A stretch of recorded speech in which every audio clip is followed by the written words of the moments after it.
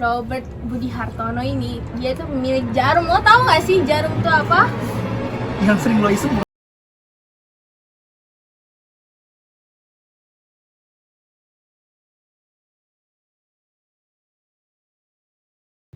lah, udah mulai coy. Oh, gue gak nyadar sih.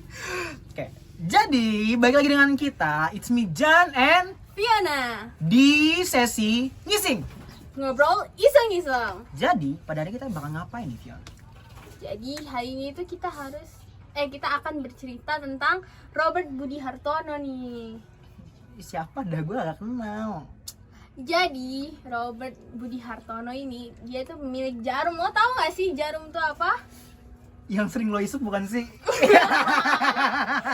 Jangan gitu lah, ini lagi di video. Oh iya, maaf ya. Jadi kalau nggak salah Jarum tuh rokok ya, yang terkenal banget bukan sih? Iya sih, yang dia kalau kata orang itu ya, iklannya itu biasanya muncul jam 10 malam.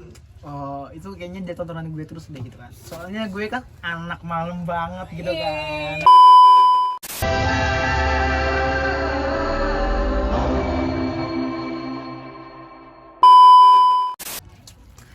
Dia tuh cuma punya Jarum doang apa gimana sih? Dia itu pemilik BCA juga. Bayangkan lah, dia udah pemilik Jarum, pemilik BCA lagi. Pemilik atau pemilik saham nih? Pemilik saham nggak sih? Iya, betul. Jadi Robert Budi Hartono ini adalah salah satu pemilik saham BCA terbesar. Jadi dia yang itu juga yang membuat dia itu menjadi orang terkaya di Indonesia nih guys. Oke. Jadi kalau misalkan di BCA nih, apa sih yang paling terkenal di BCA biasanya? Kayak servisnya nggak sih? Biasanya gitu. Servis mbak-mbaknya itu kan keren banget kan, mantep gitu kan. Dan kita nih kalau udah gede, siapa sih yang masuk BCA buat kerja kan? Jadi kita mah mau. Secara uangnya banyak. Yes, of course, gajinya juga nggak main-main nih, Shay. Nah, maka dari itu kita bakalan bahas nih, siapa yang tadi namanya? Robert Budi Hartono. Dan kemana-mana, stay tune di Ngiseng. Ngobrol iseng-iseng. Seperti yang udah kita bilang nih Fiona, si Bapak Robert Budi Hartono ini adalah anak dari pendiri perusahaan rokok besar yaitu Oi We One. Nah jadi ini salah satu perusahaan rokok terbesar pada zaman dahulu. Yang pada zaman dahulu aja nih bapaknya ini udah kaya banget nih, apalagi orangnya yang sekarang kan gitu kan. Nah jadi Bapak Robert ini lahir pada tanggal 28 April 1940 di Semarang, di Jawa Tengah tentunya. Ia memiliki saudara laki-laki yang bernama Michael Hartono yang umurnya berbeda hanya satu tahun. Nah kalau misalkan kita dengar ya, Michael Hartono, Robert Budi Hartono, itu kan kayak apa namanya yang pernah kita dengar juga, Hartono bersaudara. Nah jadi dua orang ini adalah kalau misalkan yang kita sering dengar di Indonesia, dua orang ini tuh kayak ibaratnya komplotan untuk siapa, sebutan buat orang terkaya juga di Indonesia. Jadi mereka ini tuh seakan-akan kayak bikin geng yang isinya cuma orang-orang dalam aja keluarganya gitu kan. Dan itu tuh kayak bener-bener wow, orang-orang kaya, orang-orang berkelas gitu kan. Nah salah satunya adalah Bapak Robert Budi Hartono ini dan adiknya yaitu Michael Hartono. Kan mikir kan, bapaknya nih orang kaya, pendiri perusahaan rokok namanya tadi apa? Oi We One. Nah, sambil mikir, ya ilah ini mah anaknya doang gitu kan. Bapaknya udah kaya, bapaknya udah punya perusahaan besar. Ya anaknya cuma terusin doang gak sih, kita mikirnya gitu kan? Iya dong, kayak udah ada kok, ya udah terusin aja. Iya, ngapain lagi gak sih kita bikin yang baru? Tapi guys, ternyata si Bapak Robert Budi Hartono itu lebih memilih secara independen. Tapi guys, ternyata untuk melanjutkan usaha orang tua tuh gak segampang itu ya kan? Jadi bapak ini nih benar-benar berdedikasi dengan sangat-sangat baik untuk perusahaan ayahnya. Dia tuh setia dan bahkan tuh berusaha untuk memaksimalkan produktivitas dari perusahaan rokok ayahnya ini. Jadi dia tuh bukan yang kayak anak orang kaya gitu kan. Aduh bapak gue ini kaya, ngapain sih gue nerusin gitu kan. Tapi bapaknya ayahnya dari Robert Budi Hartono ini tuh mengajarkan anaknya supaya bagaimana caranya meneruskan bisnis ayahnya agar tuh tidak kayak apa namanya, ya udah nggak tiba-tiba langsung duar giliran ayahnya udah nggak ada, nanti tiba-tiba perusahaan rokoknya bakal bangkrut. Maka dari itu ayahnya dari Robert Budi Hartono ini mendidik anaknya dengan sangat baik, sehingga nih Bapak Robert Budi Hartono bisa melanjutkan perusahaan rokok ayahnya dengan maksimal nih. Udah itu aja yang lo tahu.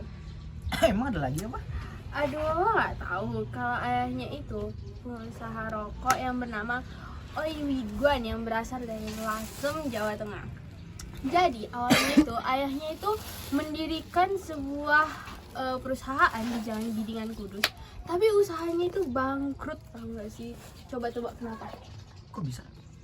Karena kebakaran loh. Kok bisa sih? Usahanya itu kebakaran. Wah, berarti emang bisnis tuh nggak main-main ya? Memang. Tapi walaupun perusahaannya udah kebakaran, ayahnya itu nggak pantang menyerah gitu loh. Nah itu Jadi, bagus nih, ya kan? Iya, kita harus niru itu sih, Yes, pantang betul. menyerah. Oke. Jadi ayahnya ini mendirikan lagi perusahaan rokok Jarum yang berdiri pada tanggal 21 April 1951. Loh, tadi kan Oi Wiguan, kok jadi Jarum? Nah, itu kita juga nggak tahu. We never know.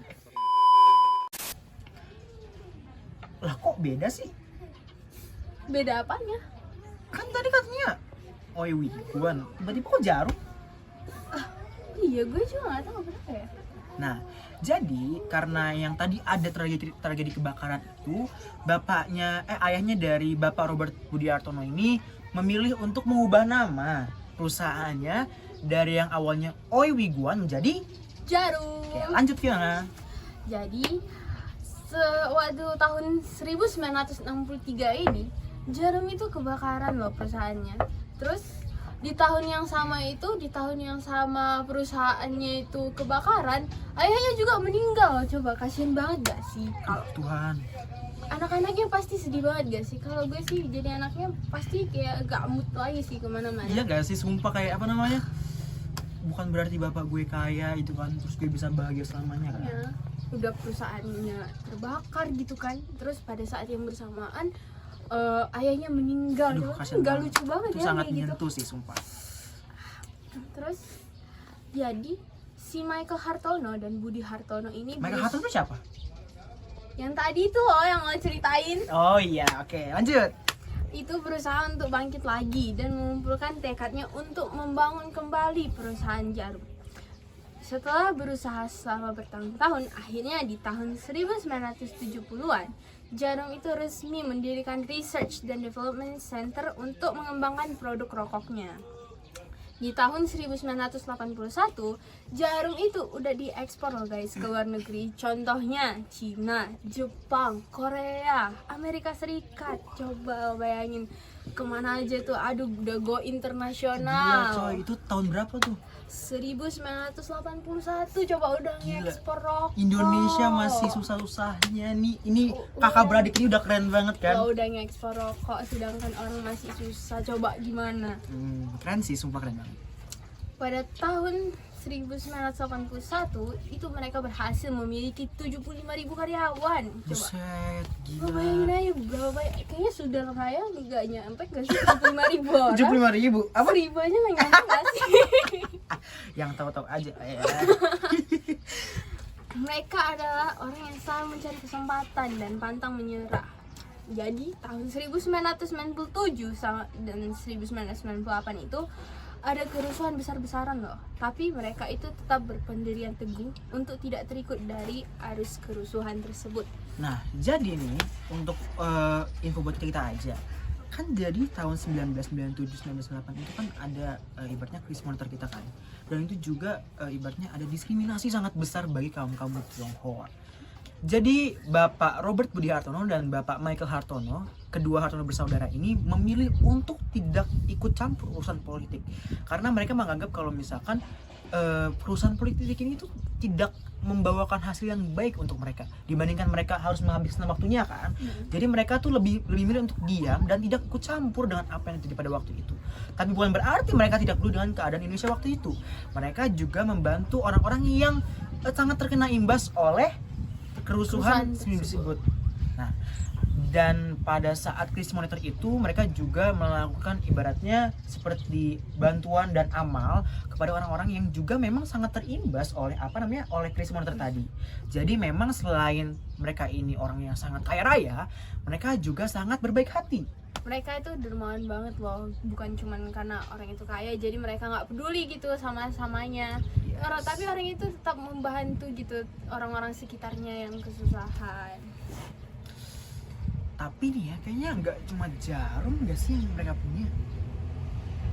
Apalagi yang mereka punya?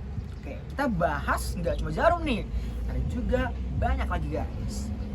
Nah, jadi kedua Hartono bersaudara ini, Bapak Robert Budi Hartono dan Bapak Michael Hartono itu telah mengambil alih Bank BCA yang didirikan oleh Bapak Sudono Salim.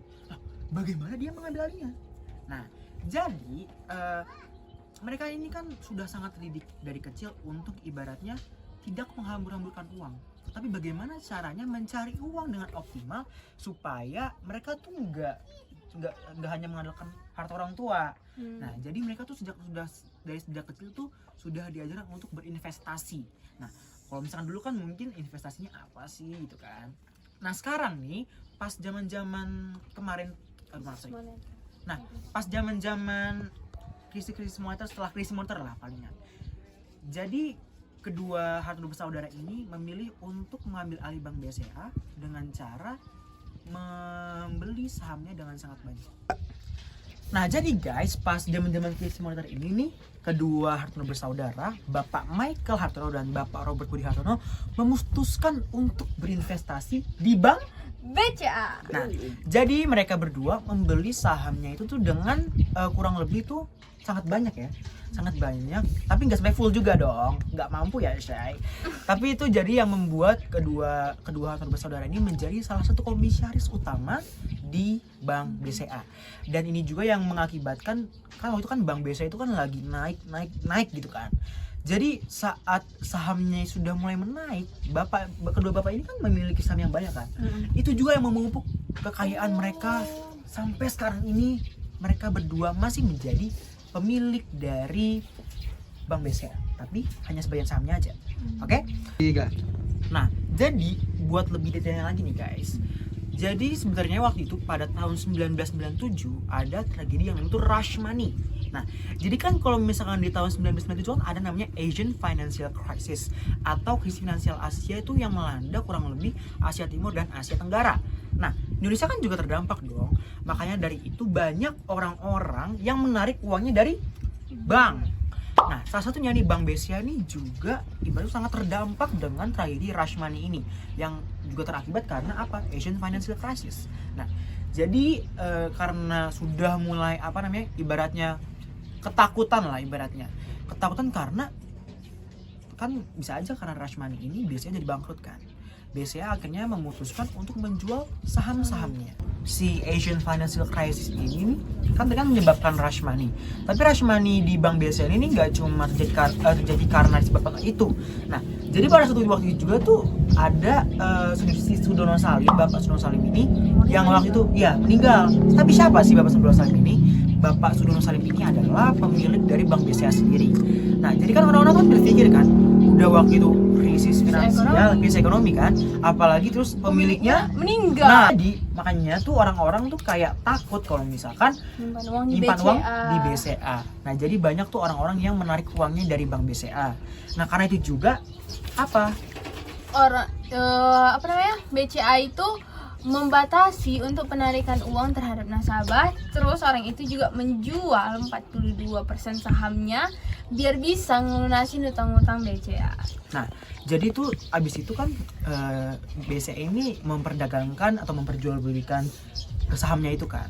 Nah, di bursa efek ini tuh ada dua komplotan ibaratnya ya. Dua komplotan yang saling bersaingan supaya bisa menguasai sahamnya BCA. Nah, itu tuh kayak ibaratnya ya biasa lah ya, persaingan ekonomi kan, persaingan bisnis. Di dua komplotan itu adalah Konsorsium Standard Chartered and Farallon Capital. Nah, jadi kan dua orang ini tuh dua. Nah, jadi dua kompotan ini kan saling bersekutu lah supaya bisa membeli, bisa menguasai sahamnya BCA. Karena mereka juga tahu kalau misalkan BCA itu tuh punya kapasitas sendiri lah supaya bisa sukses gitu kan, bisa bersinar dia. Nah, jadi ternyata nggak cuma mereka dua doang, ada juga namanya konsorsium Bank Mega dan konsorsium GKBI. Nah, apa? Tapi orang itu gagal nggak sih? Oh iya, gagal. Jadi mereka tuh gagal untuk menguasai sahamnya dari BCA yang sudah diperjualkan ini kan.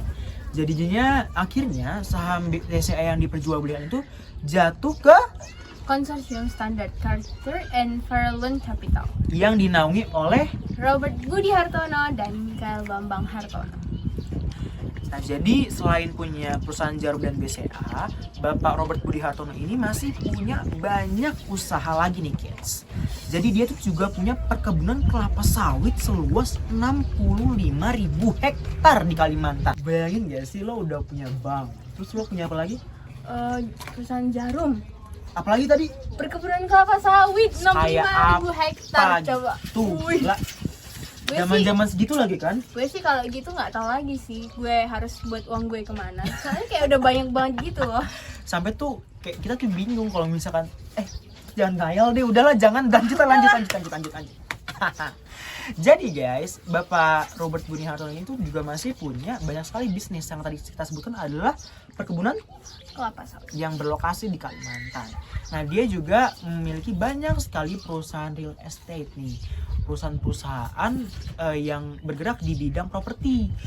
Dan mereka ini, perusahaannya ini tuh bener-bener perusahaan yang udah bukan kaleng-kaleng lagi lah, nggak level kita lah, itu kita udah nggak mampu buat belinya gitu kan, menatapnya pun kita udah hina kayaknya itu udah kan. level atas banget nih. Iya, kita kan mesti rendah-rendahan ini ya. Gini nih perbandingan. Iya, kurang jauh gak sih? Nah, segitulah pokoknya. Guys, Bapak Robert Budi Hartono kan udah sangat kaya kan. Lo tuh udah punya bank, terus punya Perusahaan jarum, nah, terus apa lagi tadi? perkebunan kelapa sawit. Nah, tapi Bapak ini masih menyandang atau ibaratnya itu mempertahankan status low key yang diajarkan oleh kedua orang tuanya.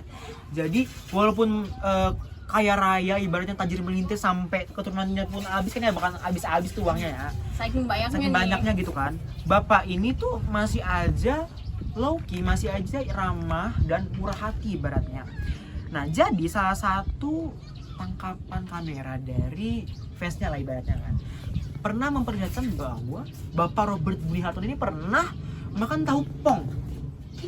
Tahu pong, setajir dia makan tahu pong. Tapi emang tahu pong apaan? Gak tahu apa sih tahu pong. Jadi ini tahu pong itu adalah semacam kuliner khas Malang yang berupa tahu goreng dan menggunakan bumbu petis. Nah, jadi tuh kayak lo tuh udah kaya banget dan lo tuh masih mau aja makan di kaki lima, itu kan keren banget kan. Jadi bapak ini tuh udah bener-bener memang sangat apa ya, aku nggak ngerti lagi dah. Kayaknya aku kan kalau misalkan iya rendah hati banget kan. Kok kayaknya aku kalau misalkan udah kayak dia udah nggak tahu lah, aku udah melangit kayaknya aku gitu kan. Gak bayangin kalau orang itu tiba-tiba datang kan ke gue, terus kayak mereka udah dibagi-bagi warisannya, pasti udah kaya. Masih. Gue mau, gue berminat, chat di bawah ini ya. Jadi karena sosoknya inspiratif, handal, dan memiliki daya juang tinggi, dia menjadi orang konglomerat nomor 1 di Indonesia. Sampai tahun 2022 itu, Hartono bersaudara mendapat julukan orang terkaya di Indonesia. Nah, dan beliau juga sering sekali mensponsori akan hal-hal seperti badminton dan olahraga lain. Karena beliau ini suka banget sama olahraga. Dan sekarang juga bapak itu masih saja seperti yang dulu, tapi nggak yang tadi aku bilang, udah sindas dulu lah ya. Karena ibaratnya udah punya perusahaan besar, banyak banget kan karyawannya kan. Jadi nggak perlu capek-capek untuk merintis usahanya lagi kayak dulu. Bapak ini juga sekarang memiliki hidup yang tenang, dan sekarang juga Bapak Robert Budi Hartono hidup dengan apa yang sudah diajarkan oleh kedua orang tuanya nih. Walaupun beliau juga sudah menjadi orang terkaya di Indonesia, bahkan sampai sekarang ini, sampai detik ini, beliau masih saja rendah hati dan tidak sombong nih. Nah, jadi kalau kata kami sih itu sangat-sangat hal yang menginspirasi nggak sih buat Enggak kita. dong. Apalagi kalau misalkan kita lihat orang kaya baru itu kadang-kadang kayak Aduh, apaan sih? di Sudiraya Raya ada nggak sih? Jangan gitu dong. Ini kan beda konteks. Beda konteks ya. Old money sama new money tuh beda banget gak sih? Kayak Bapak Robert Budi Hartono ini tuh walaupun sudah memiliki uang yang sangat tajam melintir dari dulu, tapi Bapak ini masih rendah hati. Kalau misalkan nih ya di Sudiraya Raya ada aja yang apa namanya baru OKB lah, orang kaya baru gitu kan. Pasti dia udah kayak, wow, gue kece banget nih, udah ada di langit gak sih? Iya, padahal ya tentunya ya di atas langit itu masih dalam. Dan mereka tuh langsung bisa sombong doang gak sih? Jangan gitu dong. Nah, tapi itu keren sih. Freak banget aja, udah kayak tuh. Nah. Udah. Sekali lagi tuh, ini Penutup. penutupnya. Oke. Oke ya. So guys, itu Gak bayangin kalau orang itu tiba-tiba datang kan ke gue, terus kayak mereka udah dibagi-bagi warisannya, pasti udah kaya nggak sih? sih. Gue mau, gue berminat, bisa di bawah ini ya. Jadi that should be us gak sih? Sosok inspiratif. Jadi karena sosoknya inspiratif, handal, dan memiliki daya juang tinggi, ia menjadi orang konglomerat nomor 1 di Indonesia. Sampai tahun 2022 itu, Hartono bersaudara mendapat julukan orang terkaya di Indonesia. Nah, jadi kalau misalnya serang-serang ini kan masa-masa capek-capeknya merintis usaha itu kan udah selesai kan. Bapak Robert Budi Hartono ini tuh memilih untuk ya tetap aja mengelola aset perusahaannya, tetapi tentunya sudah tidak seintens dulu, dan beliau masih juga dan beliau juga sering sekali mensponsori tentang dan beliau juga sering sekali mensponsori akan hal-hal seperti badminton dan olahraga lain, karena beliau ini suka banget sama olahraga. Dan sekarang juga bapak itu masih saja seperti yang dulu, tapi nggak yang tadi aku bilang sudah sintas dulu lah ya, karena ibaratnya udah punya perusahaan besar, banyak banget kan karyawannya kan, jadi nggak perlu capek-capek untuk merintis usahanya kayak dulu. Bapak ini juga sekarang memilih hidup yang tenang, dan sekarang juga Bapak Robert Budi Hartono ini juga dan sekarang juga Bapak Robert Budi Hartono hidup dengan apa yang sudah diajarkan oleh kedua orang tuanya nih. Walaupun beliau juga sudah menjadi orang terkaya di Indonesia, bahkan sampai sekarang ini, sampai detik ini, beliau masih saja rendah hati dan tidak sombong nih. Nah, jadi kalau kata kami sih itu sangat-sangat hal yang menginspirasi nggak sih buat kita. Apalagi kalau misalkan kita lihat orang kaya baru itu kadang-kadang kayak Aduh, apaan sih? di Sudiraya Raya ada nggak sih? Jangan gitu dong. Ini kan beda konteks. Beda konteks ya. Old money sama new money tuh beda banget gak sih? Kayak Bapak Robert Budi Hartono ini tuh walaupun sudah memiliki uang yang sangat tajam melintir dari dulu, tapi Bapak ini masih rendah hati. Kalau misalkan nih ya di Sudiraya Raya ada aja yang apa namanya baru OKB lah, orang kaya baru gitu kan. Pasti dia udah kayak, wow, gue kece banget nih, udah ada di langit gak sih? Iya, padahal ya tentunya ya di atas langit itu masih dalam. Dan mereka tuh langsung bisa sombong doang gak sih? Jangan gitu dong. So guys, sekian dari kami pada episode Nyising kali ini. Nyising, Ngobrol iseng-iseng. tungguin kami di episode berikutnya. Bye.